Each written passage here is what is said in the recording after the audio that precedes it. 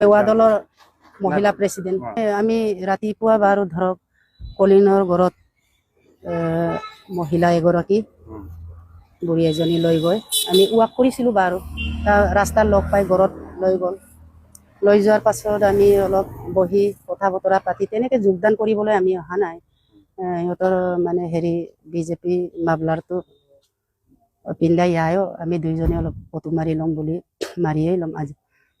মাৰিলে আৰু ফেচবুকত দি দিলে, সেইটো মই পিছত গম পালোঁ। মই গম পোৱা নাই, আমাৰ পাৰ্টিৰ মানুহে প্ৰভা এইটো বাইদেৱে মানে ফোন কৰিছে, মেম কি এনেকুৱা বুলি কয়। তেতিয়াহে মই গম পাইছোঁ, মানে মই নিজে গম পোৱা নাই ফেচবুকত দিব বুলি। তেনেকুৱা আৰু এনে ফটো মাৰাটোনো বুলি ভাবিছোঁ, ফেচবুকত দিব বুলি মই নাজানো ন। নিদ্যনাথ পেগু চিকাৰী গাঁও। মই এদিন তাৰিখটো পাহৰিছোঁ, কলিন দলেৰ ঘৰত যাওঁ, এই লেনাই টেনাই এটা আছিলে। তেতিয়া বহুত দিন মাগব মোৰ ঘৰত অহা নাই। আপোনাক মই কি কোৱাম, গৃহস্থ নাই, চাহ পানী খুৱাব লাগিছিলে, ভাত পানীও খুৱাব লাগিছিলে। প্ৰথমবাৰ মাগব আহিছে, আপোনাক বহুত ভাল লাগিছে, মাগব শিৱসাগৰ গৈছিলে।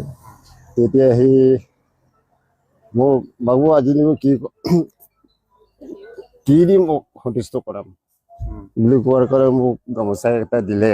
মই তেতিয়া কৈছিলোঁ, এই গামোচাটো দিব নালাগে, ইও নাই হ'ব কি নিদিম সেইটোৱে।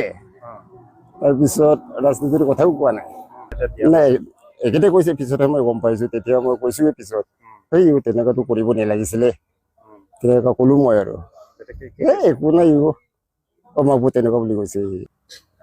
অপপ্ৰচাৰ চলাইছে আপোনাৰ ওপৰত। আপুনি এতিয়া বৰ্তমান কংগ্ৰেছতে আছে? কংগ্ৰেছতে আছো মই আজীৱন, কংগ্ৰেছে কৰি থাকে। মানে বুজি পোৱা নাই, ইহঁতে নিজৰ নামটো উজ্বলাবৰ কাৰণে মানুহক ব্যৱহাৰ কৰি মৰ্ণিং ৱাক কৰিব যোৱা মানুহক যে ঘৰত মাতি নি চাহপানী খুৱাম বুলি কয়, যে এইহঁতৰ যে দলীয় মাফলাৰটো পিন্ধাই পিনে ফটোমান একো নহয় বুলি মানুহক অপপ্ৰচাৰ কৰি আকৌ ফেচবুকতো আপলোড কৰিছে, য'ত নেকি সক্ৰিয়ভাৱে আমাৰ দলত কাম কৰি আছে। বা সেই আমাৰ বাইদেউজনী কি কয় এইটো সেৱা দলৰ সম্পাদিকা।